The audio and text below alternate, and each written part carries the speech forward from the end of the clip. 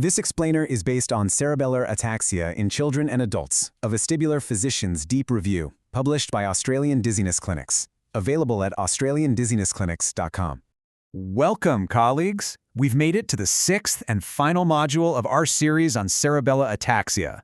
Today's explainer is really the critical bridge between our current clinical reality, exactly what we have to tell our patients about their future, and the incredibly exciting horizon of targeted neurotherapeutics. Here is our roadmap for today. Number 1, prognosis by etiology. 2, the vestibular interface. And 3, future directions. Let's dive right in. Section 1, prognosis by etiology. Basically, it all depends on the cause. Okay, so the absolute foundational rule of cerebellar ataxia is that a patient's prognosis, it depends almost entirely on the underlying cause. Let's start by looking at the hereditary degenerative ataxias. These conditions progress slowly, but, relentlessly. Now, even though they're all relentless, the genetic causes actually vary quite a bit. For instance, we've got the dominant spinocerebellar ataxias, or SCAs, and the recessive Friedreich ataxia, or FRDA. Because these are so progressive by nature, these patients absolutely require meticulous, long-term, multidisciplinary management if we're going to help preserve their independence. Notice the categorical contrast within these genetic causes. Let's contrast Friedreich ataxia, or FRDA, on one hand, with spinocerebellar ataxia type 6, or SCA6, on the other. FRDA typically rears its head in the teenage years, and unfortunately, it usually leads to wheelchair dependence within about 10 to 15 years. The main threat to life here? It's often hypertrophic cardiomyopathy.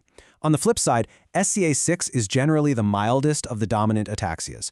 These patients experience a very slow progression. In fact, many remain completely ambulant for decades, often living a near-normal lifespan.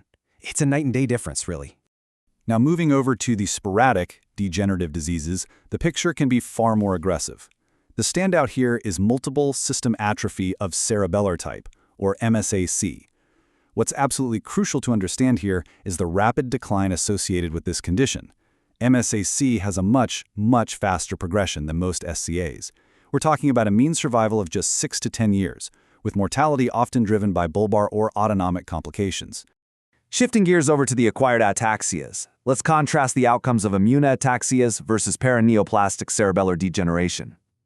Immunoataxias actually have the most favorable outlook of the acquired group, provided we treat them early. The absolute key here is preserving cerebellar reserve before any irreversible cell loss occurs.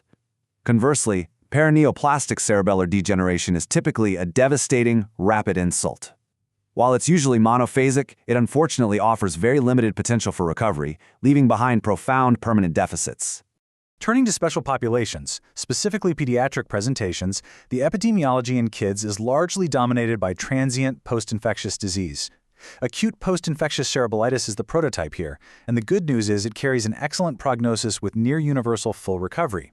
But, and this is a big but, we must remain hypervigilant. Other childhood presentations include life-shortening genetic and metabolic disorders. And since several of these are entirely treatable, rigorous screening is absolutely mandatory, so we never, ever miss a reversible cause. So a really crucial point in our daily clinical practice is expectation management. We have to clearly differentiate between a true relapse and a normal day-to-day fluctuation for our patients. True relapses are seen in episodic ataxias, like EA1 and EA2. These are intermittent by nature. And EA2, for instance, is highly responsive to acetazolamide. That is completely different from the normal daily fluctuations in coordination that patients with progressive conditions experience just from fatigue or a simple intercurrent illness. Those fluctuations, they're not true disease relapses, and we need to make sure our patients understand that. To synthesize this first section, we've put together a clean matrix summarizing the wildly variable prognostic trajectories across these different etiologies. As clinicians, it's our mandate to communicate these trajectories honestly and compassionately. And of course, we need to ensure we arrange appropriate genetic counseling when hereditary diseases are identified. Always remember to account for that wide individual variation. Section 2, the vestibular interface. Let's talk clinical relevance. So why is cerebellar ataxia disproportionately important to those of us working in the balanced clinic? Well, it's because the vestibulocerebellum is totally integral to calibrating the vestibulo-ocular reflex, or VOR. Notice here how it's organized into parallel flocculus and nodulus streams, which handle gaze stabilization and spatial orientation. When a disease disrupts these incredibly precise circuits, the resulting disequilibrium and the nystagmus basically fall right into our laps. And this brings us to the highest stakes scenario in our clinic.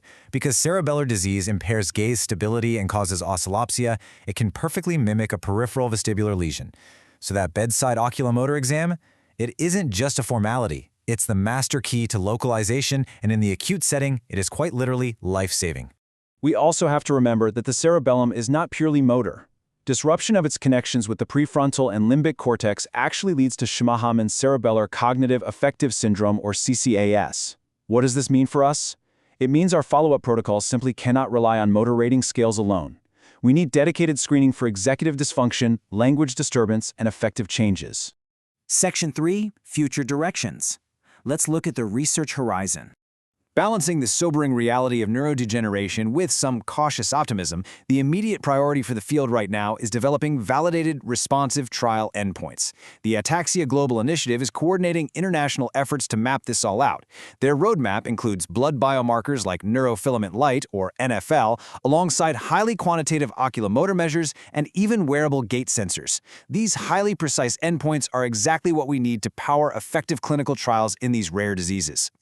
And you know what? Those trials are already taking shape.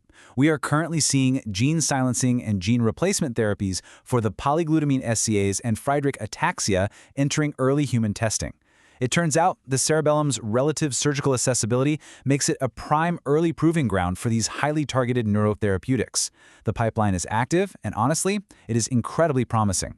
The diagnostic landscape itself is also highly dynamic right now.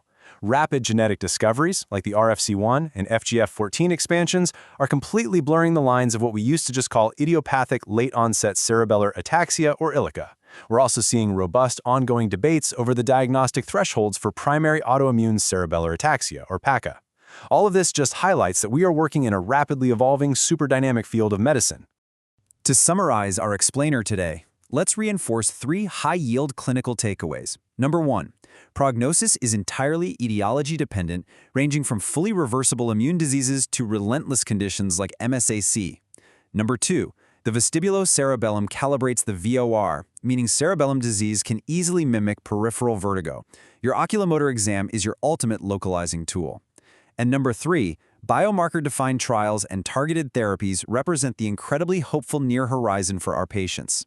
As genetic therapies move from the lab right into our clinics, the big question isn't just how we diagnose these ataxias today, but how we'll actively reverse them tomorrow. So, are your diagnostic protocols ready for the targeted therapy revolution?